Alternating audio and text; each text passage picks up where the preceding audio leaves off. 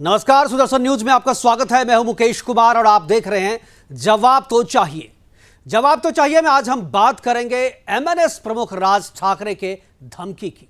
महाराष्ट्र दिवस के दिन संभाजी नगर में आयोजित रैली में मंच से प्रमुख राज ठाकरे ने मस्जिदों पर लगे लाउड स्पीकर को उतारने के लिए चेतावनी को दोहराई है और एक बार फिर राज ठाकरे ने धमकी भरे अंदाज में कहा है कि यदि मस्जिदों से लाउड स्पीकर नहीं उतारे गए तो मस्जिदों के सामने दोगुनी आवाज में हनुमान चालीसा का पाठ करेंगे। इतना ही नहीं, राज ठाकरे ने खुले में नमाज पढ़ने पर भी ऐतराज जताया है। 3 मई को देश भर में ईद मनाई जाएगी और लाउड स्पीकर पर नमाज के साथ साथ खुले में नमाज का जो चलन चला आ रहा है उसे लेकर भी संशय बना हुआ है। हालांकि राज ठाकरे ने आज अभी यह कहा है कि लाउड स्पीकर उतारने को लेकर के 3 तारीख तक का वो इंतजार करेंगे और उन्होंने शिवसेना के हिंदुत्व पर भी सवाल उठाए हैं। साथ ही शरद पवार के नास्तिक होने की बात भी अपनी भाषण में, अपने सभा में दोहराई है। कुल मिलाकर कहें तो महाराष्ट्र की राजनीति गरमाई ही है। राज ठाकरे की धमकी के बाद प्रशासन के हाथ पांव भी फूल रहे हैं। गृहमंत्री वरिष्ठ अधिकारियों के साथ बैठक कर स्थिति की समीक्षा कर रहे हैं। इसी बीच राजनीतिक प्रतिक्रियाएं भी तेज हो गई है। शिवसेना सांसद और प्रवक्ता संजय राउत ने राज ठाकरे को बीजेपी का भोंपू बताते हुए कहा है कि हिंदुत्व शिवसेना के खून में है और जब जब हिंदुत्व पर हमला हुआ है तो बीजेपी नहीं बल्कि शिवसेना ही सामने आई है। आज अपने प्रोग्राम में हम चर्चा करेंगे कि राज ठाकरे ने लाउड स्पीकर उतरवाने की जो धमकी दी है, क्या उद्धव सरकार उसके आगे हथियार डाल देगी? क्या ईद से पहले मस्जिदों से लाउड स्पीकर उतारने या उसकी आवाज को नियंत्रित करने के कोर्ट के ऑर्डर को उद्धव सरकार लागू करवा पाएगी? और क्या लाउड स्पीकर के बहाने राज ठाकरे शिवसेना से हिंदुत्व का मुद्दा तो नहीं झटकना चाहती है? यह भी चर्चा करेंगे कि 2 ठाकरे की लड़ाई में आखिर फायदा किसका होगा और नुकसान किसका होगा। करेंगे चर्चा और हमारे साथ कुछ मेहमान बने रहेंगे। हमारे साथ बृजमोहन श्रीवास्तव जी होंगे, एनसीपी के national spokesperson, Baijnath Kirloskar ji होंगे, एमएनएस के नेता, राज पुंज होंगे शिवसेना की तरफ से और अनिल बोंडे होंगे बीजेपी के प्रवक्ता। करेंगे सबसे चर्चा, लेकिन पहले एक देखते रिपोर्ट के बाद मेहमानों के साथ चर्चा की शुरुआत करेंगे।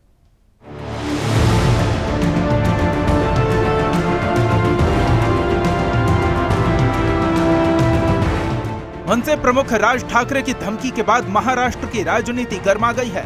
मस्जिदों से लाउड स्पीकर उतरवाने और खुले में नमाज न पढ़ने की बात कह राज ठाकरे ने महाराष्ट्र सरकार की परेशानी बढ़ा दी है। राज ठाकरे ने 1 मई की रैली में लाउड स्पीकर उतारने की बात को दोहराते हुए धमकी भरे अंदाज में कहा कि अगर ऐसा नहीं हुआ तो मस्जिदों के सामने दोगुनी आवाज में हनुमान चालीसा का पाठ किया जाएगा। राज ठाकरे की इस धमकी के बाद महाराष्ट्र प्रशासन अलर्ट पर है। गृह मंत्री वरिष्ठ पदाधिकारियों के साथ बैठक कर लॉ एंड ऑर्डर की समीक्षा कर रहे हैं। 3 मई को ईद को देखते हुए महाराष्ट्र सरकार के हाथ पांव फूल रहे हैं। वो राज ठाकरे के भाषणों को फिर से सुन रही है और ये पता लगाने की कोशिश कर रही है कि जिन शर्तों के साथ प्रोग्राम करने की अनुमति राज ठाकरे को दी गई थी उसका कहीं उल्लंघन तो नहीं हुआ है। इस बीच राज ठाकरे ने अक्षय तृतीया के दिन हिंदू भाई बहनों को भी सड़कों पर आरती और पूजा पाठ नहीं करने का सुझाव दिया है। सरकार में शामिल राजनीतिक पार्टियां राज ठाकरे पर सांप्रदायिक सद्भावना बिगाड़ने का आरोप लगा रही हैं। शिवसेना सांसद और प्रवक्ता संजय राउत ने राज ठाकरे को बीजेपी का भोंपू बताया है। 2005 में कोर्ट ने लाउड स्पीकर की आवाज को नियंत्रित करने के लिए सरकार को निर्देश दिए थे, जिसका पालन आज तक कोई भी सरकार नहीं करवा पाई है। अब सबकी नजर उद्धव ठाकरे सरकार पर है कि वो कोर्ट के आदेश का पालन करते हुए लाउड स्पीकर की आवाज को नियंत्रित करते हैं या राज ठाकरे की धमकी के आगे झुकते हुए मस्जिदों से लाउड स्पीकर उतरवाते हैं और खुले में होने वाली नमाज को बंद करवाते हैं। सरकार मस्जिदों से लाउड स्पीकर उतरवाए न उतरवाए, उसकी आवाज को नियंत्रित करे या न करे, लेकिन इसे उतरवाने और नियंत्रित करने के लिए उठ रही आवाज पूरे देश में गूंज रही है, जिसे नजरअंदाज करना सरकारों के लिए अब पहले जैसा आसान नहीं होगा।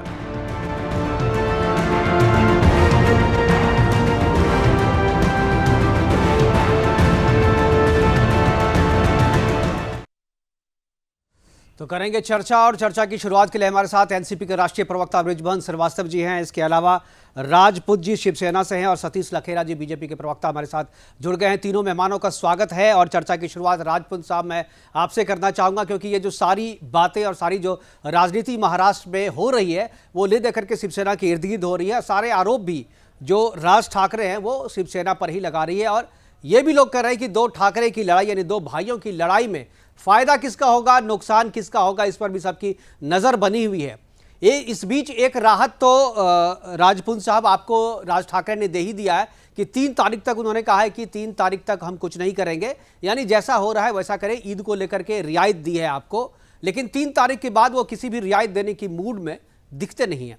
क्या आपको लगता है कि सरकार के पास जो ऑर्डर है, हालांकि राज ठाकरे जो भी कह रहे हैं वो कोर्ट भी कह चुकी है, कोर्ट ने पहले भी आदेश दिया, 2005 में दिया, 2018 में दिया, लेकिन उद्धव सरकार हो या कोई भी दूसरी सरकार हो इस आदेश को मनवा नहीं पाई। मस्जिदों से लाउड स्पीकर को ना तो उतरवा पाई और ना ही उसके आवाज़ को नियंत्रित ही कर पाई।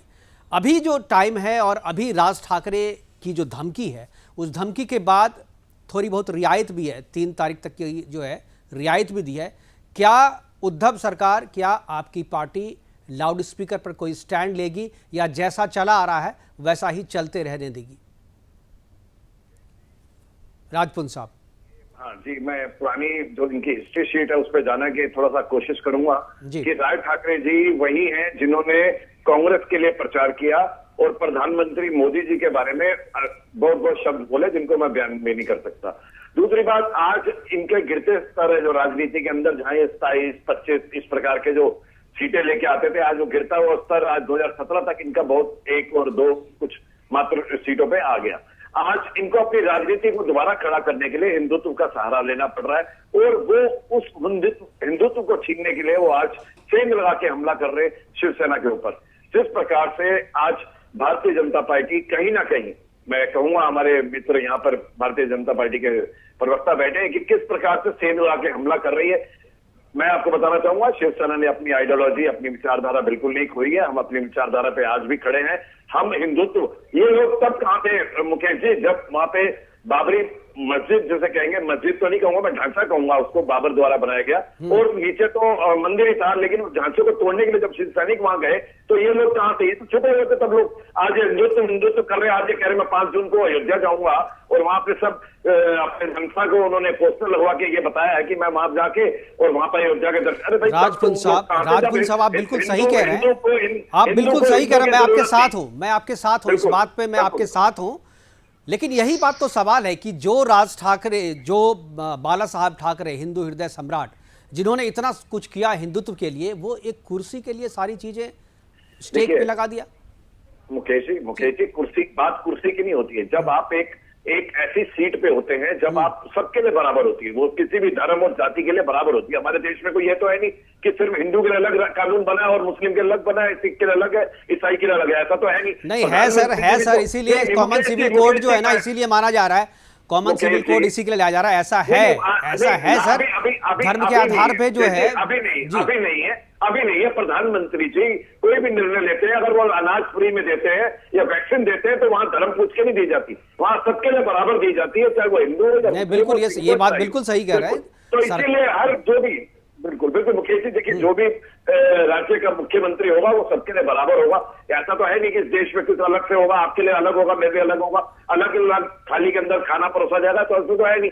आज राज ठाकरे जी जो अपने आप ये करने की कोशिश कर रहे हैं, इनके भगवे की जो चमक है, मुझे लगता है भारतीय जनता पार्टी को ज्यादा चमकदार नजर आ रही है, क्योंकि उनका जो भगवा है वो फीका पड़ चुका है। आज उनको सहारे की जरूरत पड़ रही है, जहां तक मुझे लगता है। चलिए, कम से कम इतना तो है कि महाराष्ट्र की इस लड़ाई में भगवे की चर्चा हो रही है और भगवा किसका होगा इस पर चर्चा हो रही है, इस बात की मुझे खुशी है। और हमारे साथ बीजेपी के प्रवक्ता हैं, मैं उनके पास जाना चाहूँगा, सतीश लखेड़ा जी।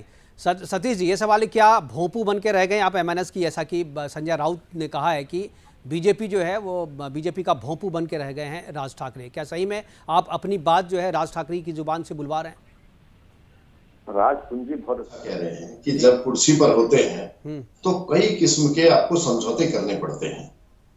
94 में जब कलकत्ता हाई कोर्ट का फैसला आया था कि सारे लाउड स्पीकर की एक आवाज एक तय कर दी गई थी, तब से बाला साहब ठाकरे ने एक आंदोलन चलाया। आज से 28 साल हो चुके हैं, शिवसेना अपने स्टैंड पे रही, मगर वही शिवसेना कुर्सी पर आते ही आप देखिए एमएनएस ने अपने कार्यालय पे लाउड स्पीकर लगाया, उन पे केस दर्ज कर दिया गया घाटकोपर पर।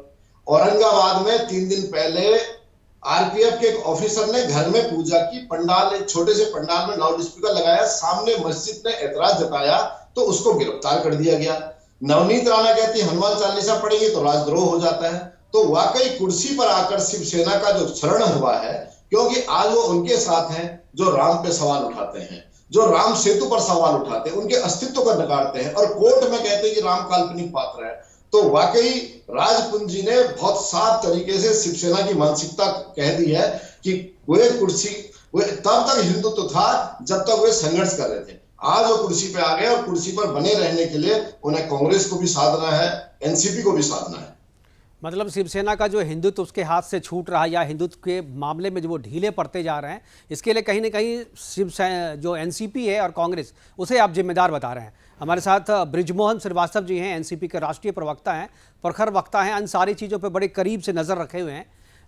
बृजमोहन जी, सबसे पहले तो स्वागत आपका। और ये जो पूरा मसला है जो अभी जैसा कि सतीश लखेरा जी कह रहे हैं कि एनसीपी और कांग्रेस ने मिलकर के हिंदुत्व छीन लिया शिवसेना का की जो असली पहचान थी हिंदुत्व के रूप में, जो उनका एजेंडा होता था, वो एनसीपी और कांग्रेस के साथ मिलने के बाद जो है वो धूमिल पड़ता जा रहा है, धुंधला होता जा रहा है।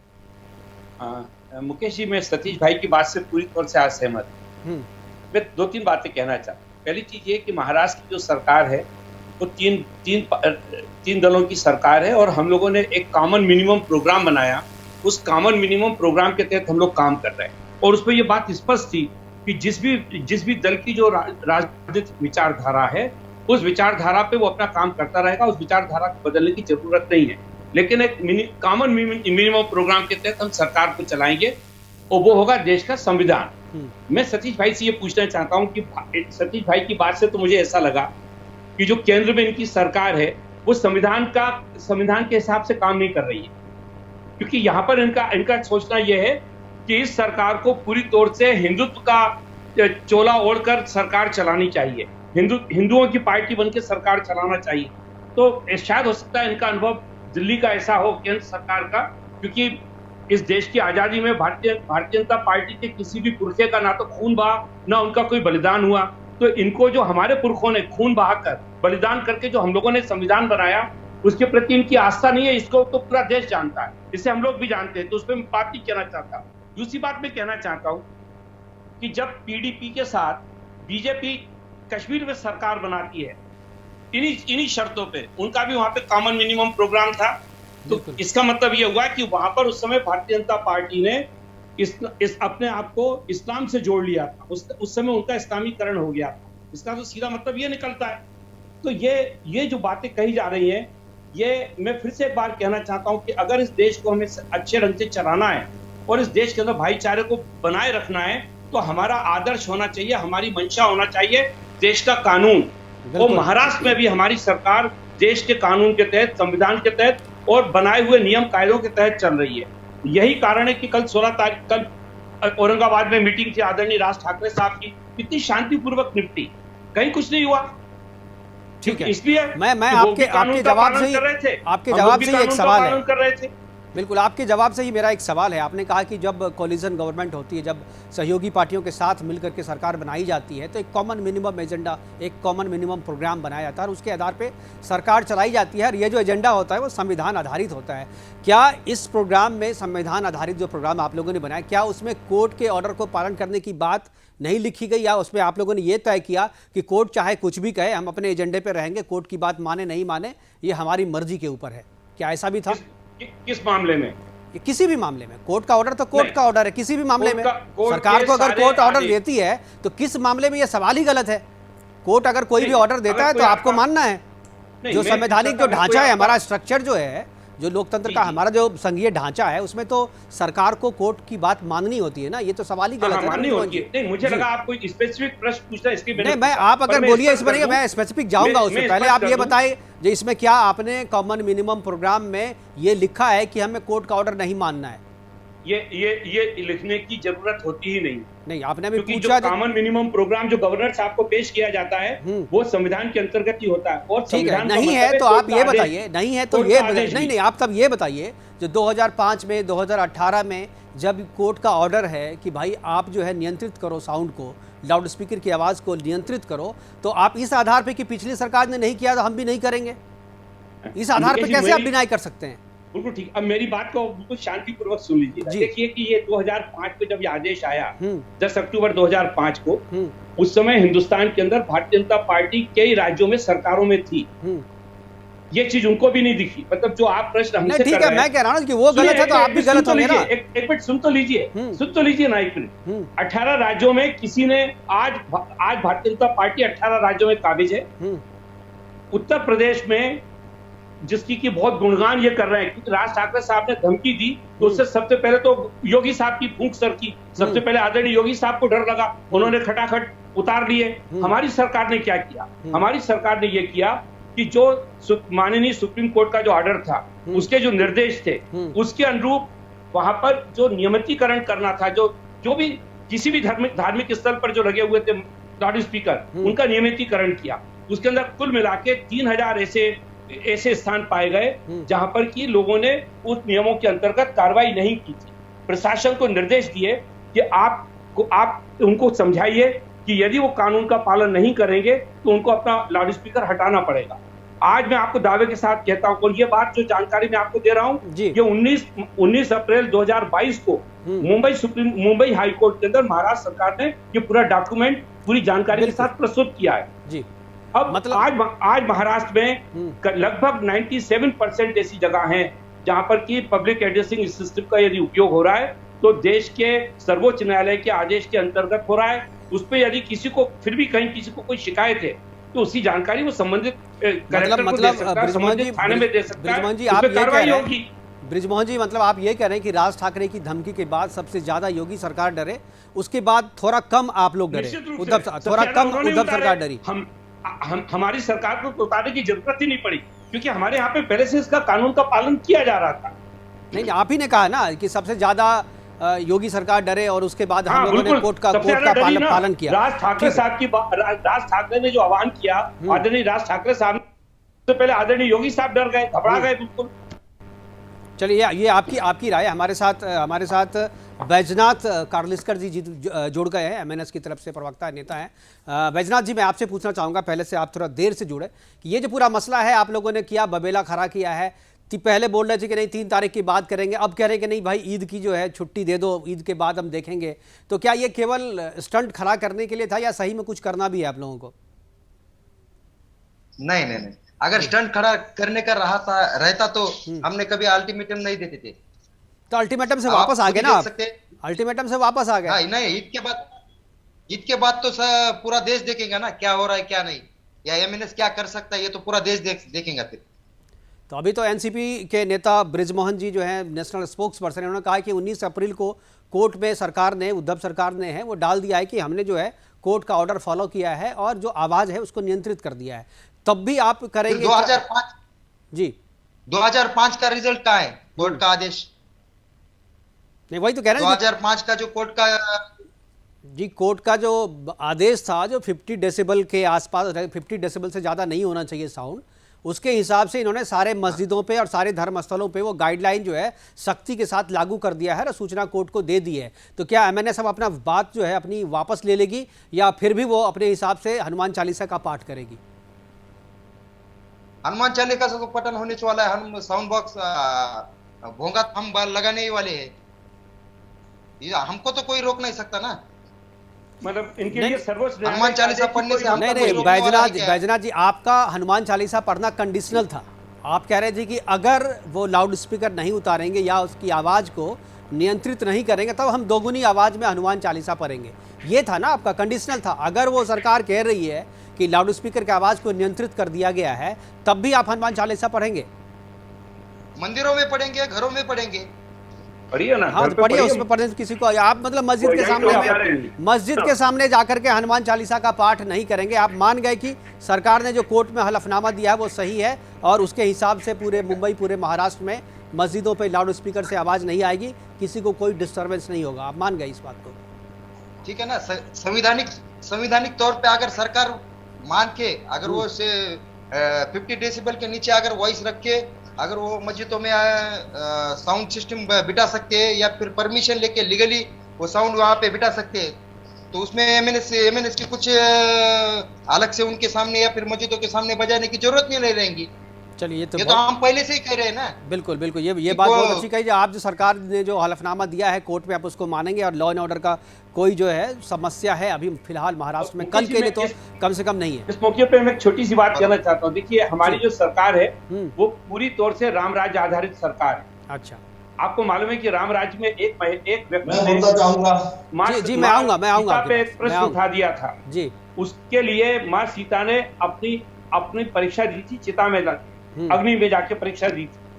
तो हमारे राज्य में अगर एक व्यक्ति ने आवाज उठाई, जो कि आदरणीय राज ठाकरे जी हैं, तो अगर उस पर हमारी सरकार ने बेहतर काम कर लिया है तो ये अच्छी बात है। और ऐसे मुद्दे उठे, सार्वजनिक जीवन में जो लोग हैं उनको ऐसे मुद्दे उठाने चाहिए जिससे कि उसका पालन किया जा सके। सरकारें होती इसलिए हैं। चलिए, भाई ने भाई की बात मान ली है जी। सतीश जी। मुकेश जी, उत्तर प्रदेश में प्रेम व्यवहार के साथ हिंदुओं ने, मुसलमानों ने बिना किसी विवाद के सारे धर्मगुरुओं की सहमति से लाउड स्पीकर के नियम को मान लिया और किसी को कोई एतराज नहीं है। पूरा वातावरण आपको दिखाई दे रहा है। क्या ये सरकार, महाराष्ट्र सरकार, क्या इस लाइन पे काम नहीं कर सकती थी? ये दोनों धर्मों के जो मुखिया थे, स्थानीय स्तर के जितने मौलाना थे, पंडित थे, उनसे बात नहीं कर सकती थी? भले ही हमारी सरकार सबका साथ सबका विकास के साथ काम कर रही है, मगर इन्होंने मान लिया है कि भारतीय जनता पार्टी हिंदुओं की राजनीति करती है, इसलिए हमें मुस्लिम तुष्टीकरण के नाम पर इस मुद्दे को जिंदा रखना है। और आपने देखा होगा जानबूझकर जिस तरह राजस्थान में सड़कों पर नमाज पढ़ाई गई, बड़े बड़े भोंपू बांधे गए, ये इनके मुस्लिम तुष्टीकरण का विषय है। और श्रीवास्तव जी जहां राम और सीता की बात कर रहे हैं, इनके पार्टनर राम को चुनौती देते हैं। और यही शिवसेना बाबरी मस्जिद के ध्वस्तीकरण को गर्व से कहती थी हमने बाबरी मस्जिद ढाई है। और आज की शिवसेना देखिए किस तरह कांग्रेस और एनसीपी के चरणों में बैठी हुई है केवल कुर्सी के लिए। तो बाला साहब की आत्मा भी अगर देख रही होगी तो दुखी होगी। तो एक चीज तो बताइए सतीश जी कि ये जो पूरा प्रकरण हुआ, इतना पूरे मीडिया में छाया रहा, पूरे अखबारों में, सभी जगह लोग चर्चा कर रहे हैं, महाराष्ट्र में ट्रेन में, बस में, घरों में, सभी जगह यही चर्चा हो रही है। जो बीजेपी और जो एमएनएस है, दोनों मिल करके जो है अगला चुनाव लड़ेगी और दोनों के अंदर की सांठ-गांठ है। और शिवसेना ने तो ये भी कह दिया कि भोंपू है, बीजेपी का भोंपू राज ठाकरे हैं। ये लोग कभी ओवैसी को हमारी भोंपू बोल देते हैं, कभी आम आदमी पार्टी को हमारा भोंपू बोल देते हैं। भारतीय जनता पार्टी दुनिया की सबसे बड़ी पार्टी है और किसी दल के साथ अगर कोई गठबंधन होगा तो चोरी छुपे नहीं होगा, राजनीतिक विषय पे राजनीतिक तरीके से चर्चा होगी, ये चुपचाप कुछ नहीं होगा। मगर जिस तरीके से इनका चुपचाप गठबंधन चल रहा है कि कांग्रेस के मुद्दे को उद्धव जी के माध्यम से इम्प्लीमेंट पूरे महाराष्ट्र में कराया जा रहा है, हिंदू मानकों के साथ जिस तरह अपमान हो रहा है, हनुमान चालीसा का पाठ जहां राजद्रोह बन गया है, तो मान सकते हैं कि किस तरीके से शिवसेना ने अपने नियमों से जो उसकी पहचान थी उसके साथ समझौता किया है। बिल्कुल। बैजनाथ जी, आपसे सवाल है कि क्या बीजेपी के इशारे पे राज ठाकरे काम कर रहे हैं या बीजेपी के इशारे पे बयान दे रहे हैं, बीजेपी के इशारे पे प्रोग्राम किया जा रहा है और बीजेपी के हित में जो भी चीज़ें जो हैं, क्योंकि इस पूरे प्रकरण में जो भी हो रहा है इसमें फ़ायदा तो एनसीपी को और बीजेपी को ही होता दिख रहा है। नहीं, गलत बात है जी। राज ठाकरे पहले से ही जो भी कुछ मुद्दा रखते हैं तो पूरा स्टडी करके, पूरा वो उसका जो भी है आगे चल के जो भी रिजल्ट आने वाला है उसके स्टडी करके रखते। और हिंदुत्व का किसी ने मक्तेदारी या फिर किसी ने ठेका नहीं उठाने वाला है कि आप बीजेपी ने हिंदुत्व का पुढाकार करके हिंदुत्व के बारे में सोचना, हिंदुत्व के बारे में कुछ करना, वैसा कुछ भी नहीं है। हिंदुत्व का मुद्दा हर कोई हिंदू उठा सकता है। यहाँ पे ना एमएनएस ना शिवसेना अगर उनके साथ बीजेपी के साथ इतने दिन 40 साल तक अगर सत्ता में रह सकती है, 20 साल सत्ता उन्होंने सत्ता के सीट पे आ सकती है, तो वहां वो भोपू बन के बीजेपी का हम भी यही बोलेंगे क्या वो भोपू बन के चलते थे? अरे जो भी आप कुछ भी कह लीजिए बैजनाथ जी। मुकेश जी, जो प्रश्न आए हैं सामने जी, मैं सोचता हूँ मैं ब्रिजमोहन जी में आऊंगा। एक बार राजपुंज साहब कुछ बोल रहे हैं, उसके बाद मैं आऊंगा। जी राज जी। मुकेश जी, ये जो हमारे बीच में यहाँ पर मनसा से है बैजनाथ जी, मैं तो ये कहूंगा कि ये सभी लोग अभी मार्च से उतरे हैं इस धरती पे, इनका अवतरण हुआ है। इनको अभी अभी याद आया कि हिंदुत्व भी एक चीज होती है जिसको इन्होंने अब भुनाने के लिए मैदान में खड़े हो गए और इस पिच के ऊपर ये खेलने के लिए तैयार खड़े। और इस प्रकार से कई प्लेयर्स बीजेपी भेजती रहती है इस पिच के ऊपर। तो लेकिन होता क्या है कि बॉल शॉट तो मारते हैं लेकिन वो जाके पवेलियन के बाहर आउट हो जाते हैं। तो इस प्रकार से ये भी एक ABCD जो भी टीम आई है फिलहाल हमारे बीच में, इसको भी देख रहे हैं हम, ये भी अपना प्रदर्शन कर रहे हैं। लेकिन दूसरी बात मैं और बोलता हूं, इस प्रकार से हिंदुत्व के ऊपर गेम खेलना बंद करें, इस प्रकार से कोई फायदा नहीं होगा। अपनी राजनीति को चमकाने के जो अवसर ढूंढते हैं और इस प्रकार के तुगलकी फरमान जो जारी करते हैं कि मैं ये कर दूंगा, मैं वो कर दूंगा, तो अच्छी बात नहीं है। हमारे देश के अंदर राष्ट्रपति वो तो फरमान जारी करते हैं राजपुंज साहब, वो तो फरमान जारी करते हैं, आप तो लागू कर देते हैं।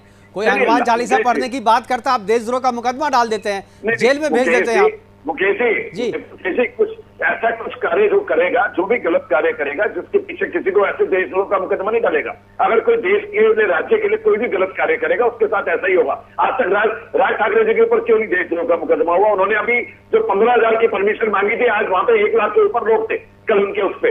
जब उनके ऊपर भी कार्रवाई हो रही है, उनके ऊपर भी आज हमारे जितने भी एजेंसियां काम कर रही हैं, तो ये तो क्यों नहीं कर? ये तो सवाल आपसे पूछा जाएगा ना कि भाई राज ठाकरे के खिलाफ कार्रवाई क्यों नहीं कर रहे हैं? सर क्यों नहीं कर रहे हैं ना, हमारी एजेंसियां काम कर रही है उनके ऊपर। एजेंसियां, राज्य की एजेंसियां जो महाराष्ट्र सरकार की एजेंसी है वो काम कर रही है, वो जल्दी उस पर रिपोर्ट देंगी। और दूसरी बात मैं और बताना चाहूंगा मुकेश जी कि इस प्रकार से चलेगा नहीं। इस देश में राष्ट्रपति जी भी है, इस देश में प्रधानमंत्री भी है, इस देश में मुख्यमंत्री भी है और राज्यपाल भी है। सबको अपना कार्य पता है। यहाँ पे राज ठाकरे जी की सरकार नहीं चलेगी कि वो भी कुछ बोल देंगे और दूसरा वहां पे अमल करना शुरू कर देगा। तो इस प्रकार की लेकिन राजपुंज साहब, ये बात भी तो सही है ना कि ये राज ठाकरे के बोलने के बाद ही आवाज को नियंत्रित किया गया है। 2005 से कोर्ट का ऑर्डर पड़ा हुआ था, लेकिन आप लोग की नजर नहीं गई थी ना।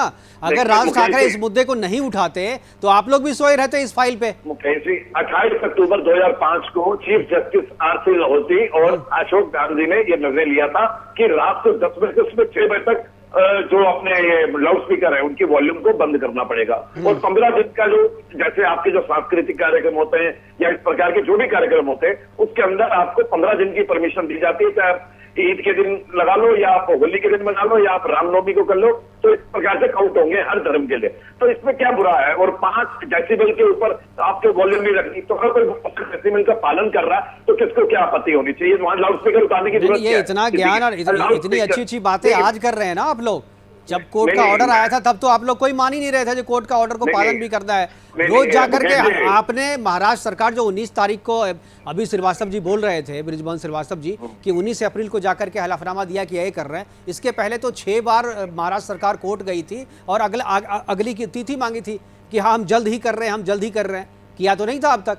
अब जाकर जब राज ठाकरे ने इस मुद्दे को उठाया तब जाकर के आप लोगों ने स्थिति की रिपोर्ट दी है वहां पे, तो क्रेडिट तो राज ठाकरे को ही जाएगा ना।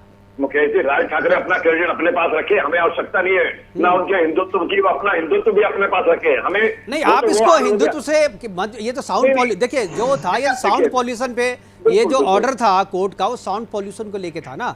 आप लोग इसको हिंदू मुसलमान करने में लगे हुए अपने अपने फायदे के लिए। हम कहाँ लगे हैं मुकेश जी? हम कहाँ लगे हैं? भाई साहब आप तभी साहब हिंदुत्व, हिंदू मुसलमान मस्जिद किए जा रहे हैं आप। मुकेश जी, हमने 1966 को शिवसेना बनी थी, तब से हिंदुत्व की बात कर रहे हैं, आज भी वही कर रहे हैं और अभी हमेशा करते हैं। ठीक है, बृजमोहन जी मुस्कुरा रहे हैं। ब्रिजमोहन जी कोई आज नहीं चीज तो नहीं कर रहे जी। बृजमोहन जी, मुकेश जी, महाराष्ट्र में तो आदरणीय राज ठाकरे साहब ने जो मुद्दा उठाया वो वहां पे सरकार कार्रवाई कर रही है।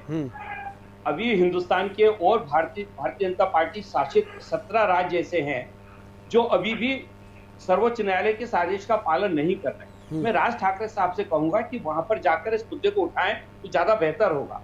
दूसरी बात मैं कहना चाह रहा था कि राज ठाकरे साहब के साथी यहाँ बैठे हैं, ये लोग खुद अभी भ्रमित है, ये नहीं समझ पा रहे कि आखिर ये कर क्या रहे हैं। ये धार्मिक मुद्दा उठा रहे हैं, राजनीतिक मुद्दा उठा रहे हैं या सामाजिक मुद्दा उठा रहे हैं। यदि ये सामाजिक मुद्दा उठा रहे हैं तो समाज में चेतना फैलाने का काम अच्छा कर रहे हैं। दूसरी बात मैं सतीश भाई के लिए कहना चाह रहा था कि सतीश भाई को शिवसेना ने जिस प्रकार से अपने आप को इस सरकार में और इन पार्टियों के साथ अपने आप को तैयार किया है, इससे उनको तकलीफ हो रही है। मैं थोड़ा पीछे जाना चाहता हूँ। जब जनसंघ का गठन हुआ था उस समय आदरणीय दीनदयाल जी ने जिस उद्देश्य को लेके अपनी पार्टी का गठन किया था, जिसकी पूरी जानकारी आदरणीय राम माधव साहब ने अपनी पुस्तकों में दी है, पढ़ना चाहे तो ये उसमें उन्होंने स्पष्ट किया है कि उन्होंने उस समय ये कहा था कि देश का कोई भी आदमी हमारी सदस्यता ले सकता है। लेकिन भारतीय जनता पार्टी ने क्या किया? सत्ता के लालच में आकर जनसंघ का झंडा और जनसंघ का नाम दोनों जला दिए। क्योंकि सत्ता चाहिए थी। अब कहाँ की बात कहाँ कर रहे हैं, ये आज प्रासंगिक नहीं है। इनको इतिहास मालूम होना चाहिए कुछ भी कहने के पहले। और इतना ही नहीं हुआ मुकेश जी, उन्होंने उन लोगों के साथ बैठकर पार्टी बनाई, जनता दल का गठन किया जो राजनीतिक विचारधारा में इनके बिल्कुल विपरीत थे। कम्युनिस्ट पार्टी के लोग, समाजवादी पार्टी के लोग, जिनके खिलाफ इनके पूर्वज आदरणीय दीनदयाल जी मैं आ रहा हूँ सतीश जी, आ रहा हूँ आपके पास, बोलते रहते थे जी। तो इनको थोड़ा उधर ध्यान देना चाहिए और उसका मूल्यांकन करना चाहिए कि आखिर इनके पार्टी के नेताओं ने ऐसा क्यों किया। आदरणीय अटल जी ने, आदरणीय अडवाणी जी ने, ठीक है, जवाब सुन लिया, सतीश जी जवाब दे रहे हैं। ठीक है, सतीश जी जवाब दे रहे हैं, उसके बाद बैजनाथ जी से मेरा एक सवाल होगा। को क्यों छोड़ा? ठीक है, क्या कारण था? क्या सत्ता के लालच में छोड़ा? सतीश जी, श्रीवास्तव जी, जनसंघ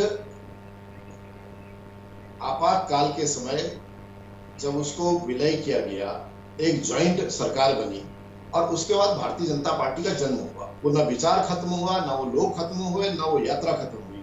मगर जिस तरह आप आज कोर्ट का ऑर्डर नहीं मान रहे हैं, उस समय भी इंदिरा जी ने अपनी हार पे जो कोर्ट का ऑर्डर था वो नहीं माना, देश में आपातकाल लगा दिया। उस आपातकाल के बाद जो गठबंधन बना और उससे भारतीय जनता पार्टी 80 में हमारी बनी है। आप उसी कांग्रेस की गंगोत्री से पैदा हुई पार्टी है। मगर आज का जो मुद्दा है, सर्वोच्च न्यायालय के आदेश को आपकी सत्ता सरकारें नहीं मान रही है। आप थोड़ा मुझे समझ एक बारी से जी। आज ये मुद्दा मुसलमान विरोध का नहीं है, हिंदू मुस्लिम का नहीं है। कल मुस्लिम भाइयों का सबसे बड़ा त्योहार है, ईद है। हम उन भाइयों को शुभकामनाएं देते हैं। और मैं ये भी जो एमएनएस ने किया है कि कल उन्होंने अपना निर्णय वापस लिया है, इसे समझदारी का निर्णय इसलिए कि सामाजिक जीवन में रहने वाले लोग, अगर उन्होंने निर्णय लिया कि वे अपना त्योहार मनाएं, साल का सबसे बड़ा उनका एक त्योहार होता है, उसके बाद उनकी जो राजनीति उनका अपना निर्णय होगा। मगर ये हिंदू मुस्लिम लाउड स्पीकर के कारण जो हुआ है, इसको आपकी सरकार, श्रीवास्तव जी की और पुंज साहब की सरकार उत्तर प्रदेश की तरह डाइल्यूट कर सकती थी और अमन चैन का माहौल महाराष्ट्र में बना सकती थी। बिल्कुल ठीक है। मैं एक बात बस कहना चाहता हूँ, बहुत सतीश भाई ने अच्छी बात की। आज आपने बहस बहुत अच्छे से रखी मुकेश जी, क्योंकि कल हिंदुओं का त्योहार अक्षय तृतीया है और इसी प्रकार से हमारे मुस्लिम भाइयों के कल ईद उल फितर है। मैं आपके माध्यम से हिंदुस्तान के सारे लोगों को अक्षय तृतीया और ईद उल फितर की शुभकामनाएं देना चाहता हूँ राष्ट्रवादी कांग्रेस पार्टी की ओर से, क्योंकि आज का दिन बहुत शुभ है।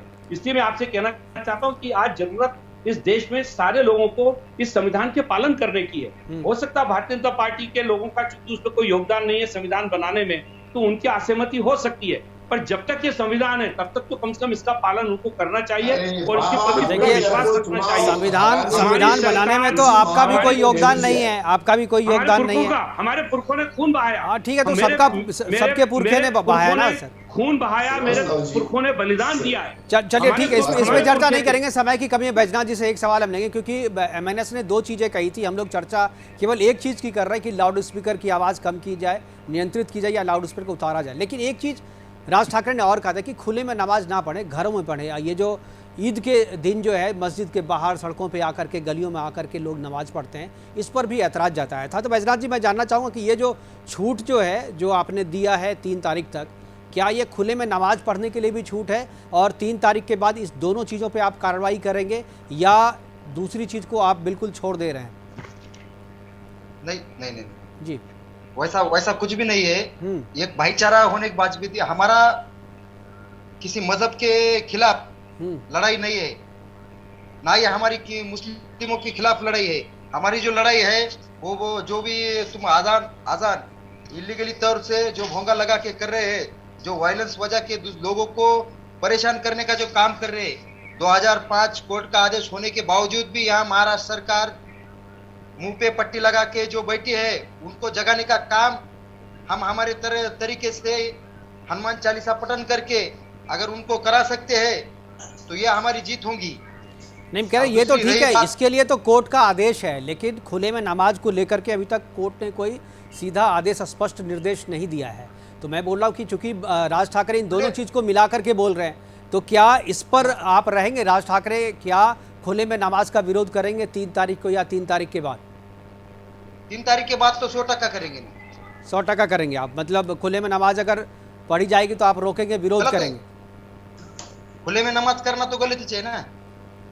ठीक है, हमारे पास समय की कमी है, सारे गेस्ट के पास जाएंगे। आखिरी कमेंट के लिए सतीश लखेरा जी, आखिरी कमेंट इस पूरे डिबेट को लेकर के, पूरे मुद्दे को लेकर के जी। अगर महाराष्ट्र सरकार चाहती और समझदारी से इस मामले को हैंडल करती तो नवनीत राणा का विषय हो या राज ठाकरे जी का विषय हो, इतना अनावश्यक हाइप नहीं होता और देश भर में माहौल गया है कि महाराष्ट्र में हिंदू मुस्लिम माहौल के पीछे सरकार उसको हैंडल नहीं कर पा रही है। बेहतर होता, उत्तर प्रदेश मॉडल है, ये जिन राज्यों में आवाज नहीं उठ रही है, जिन राज्यों में विवाद नहीं है, वहां भी अमन चैन के साथ लोग अपनी आपसी समझदारी के साथ इस मामले को देख रहे हैं। मगर जो नए हिंदुत्व की प्रयोगशाला एनसीपी और कांग्रेस के निर्देश पर शिवसेना के द्वारा नहीं गढ़ी जा रही है, ये दुर्भाग्यपूर्ण है। इन्हें कम से कम सरकार के मुखिया की तरह उद्धव जी अगर निर्णय लेते तो बेहतर होता कि ये परिस्थितियां नहीं देखनी पड़ती। राजपुन साहब। जी मुकेश जी, असली मुद्दा ये नहीं है। असली मुद्दा ये है कि 2.5 साल से जब से सरकार बनी है, भारतीय जनता पार्टी के सभी जो भी वहां पर हैं नेता, उन सबको पेट में दर्द हो रहा है कि 56 लोग कैसे सरकार में मुख्यमंत्री बन के बैठे और 105 कैसे विपक्ष में बैठे। तो असली तो प्रॉब्लम यहाँ से शुरू हुई है। तो ये प्रॉब्लम इस प्रकार से गहरी हुई है। दूसरी बात यह है कि आज इस विषय के ऊपर ना ही बात करें और जिस प्रकार से धमकी दे रहे हैं राज ठाकरे जी, देखिए कानून से ऊपर तो कोई भी नहीं है और इस पे हमारी जो प्रशासन है वो बिल्कुल कार्रवाई करेगा। जिस प्रकार की धमकी दे रहे हैं, फरमान जारी कर रहे हैं, ये ऐसे फरमान चलते नहीं है देश के अंदर। ये देश अपने आप में एक बहुत बड़ा देश है और पूरे दुनिया में इसका नाम है। इस प्रकार से बिल्कुल बैजनाथ जी आखिरी कमेंट। बैजनाथ जी। हाँ, धमकी देने का काम नहीं, जिसको कैसा लेने का है वो ले सकते हैं। अगर तुम जो संवैधानिक तौर से अगर वो 2005 का जो ऑर्डर अगर कोर्ट का मानते थे तो हमको धमकी देने की या फिर हमको एमएनएस को रास्ते पे उतरने की जरूरत नहीं थी, या फिर भोंगे के खिलाफ भोंगाई हनुमान चालीसा पठन करने की जरूरत कहाँ थी। अगर ये सरकार काम सही तरीके से नहीं कर रही है, उनको ये सरकार को जगाने का काम अगर एमएनएस कर रही है, हिंदुत्व का मुद्दा उठा के अगर कोई पार्टी अगर लोगों को जगाने का काम कर रही है, सरकार को उनका जो भी मैटर है वो उनको समझाने का काम कर रही है कि तुम्हारा काम क्या है, तो उसको तुम हिंदू मुस्लिम लेके उसको राज ठाकरे को गलत करार नहीं कर सकते। ठीक है ब्रिजमोहन जी, आपसे मतलब आखिरी कमेंट से पहले एक सवाल भी है कि ये जो पूरा प्रकरण है, इसमें लोगों का ये भी मानना है कि इस पूरे प्रकरण के पीछे कहीं ना कहीं एनसीपी है और इसका पॉलिटिकल फायदा जो है वो एनसीपी को हो रहा है। तो मैं इसमें भी आपकी थोड़ी राय चाहूंगा और उसके बाद मैं आखिरी कमेंट भी इसी के साथ चाहूंगा जी। मुकेश जी, इस पे राष्ट्रवादी कांग्रेस पार्टी की कोई भूमिका नहीं है, क्योंकि ये सारा मुद्दा आदरणीय राज ठाकरे साहब ने उन ईडी और सीबीआई के दबाव में लिया है और सीबीआई और ईडी किसके पास है आप बेहतर तरीके से जानते हैं। तो इसमें एनसीपी का कोई भूमिका नहीं है। रंजीत बहन मेरी नवनीत राणा जो है वो भी इसी दबाव में, क्योंकि उन्होंने एक फर्जी सर्टिफिकेट से अपने आप को शेड्यूल कास्ट बना लिया और उस पे मुंबई हाई कोर्ट ने उनके ऊपर 2 लाख का पेनाल्टी लगाकर उनके सारे सर्टिफिकेट को कैंसिल कर दिया है। उसकी अपील में वो सुप्रीम कोर्ट गई हुई है, तो वहां पर भी उनको मदद की जरूरत है। तो ये दोनों लोग जो हैं, ये तो ईडी और मतलब मदद के लिए वो हनुमान चालीसा पढ़ने गई, तो आप लोग कह रहे हैं कि बीजेपी के कारण। मैं आपसे सिर्फ एक बात आखिरी कहना चाहता हूँ मुकेश जी। पूरे अभी भी देश के 17 राज्य भारतीय जनता पार्टी शासित ऐसे हैं जहां पर कि अभी भी सुप्रीम कोर्ट के आदेश का कोई पालन नहीं हो रहा। हम आदरणीय प्रधानमंत्री जी से मांग करते हैं कि इस पूरे देश के लिए एक जैसा कानून बना दे, जिससे कि लाउड स्पीकर का जो सार्वजनिक उपयोग करने वाले लोग हैं वो सारे राज्य उसका पालन करें, चाहे वो फिर भारतीय जनता पार्टी शासित हो चाहे वो दीगर पार्टियों द्वारा शासित हो। बिल्कुल, मतलब सुप्रीम कोर्ट जो है एक आदेश पारित करते पूरे देश के लिए, तो देश के लिए किया हुआ है ऑर्डर है। हाँ, उसके इम्प्लीमेंटेशन की बात है जो भारतीय जनता पार्टी के 17 राज्य नहीं कर रहे हैं।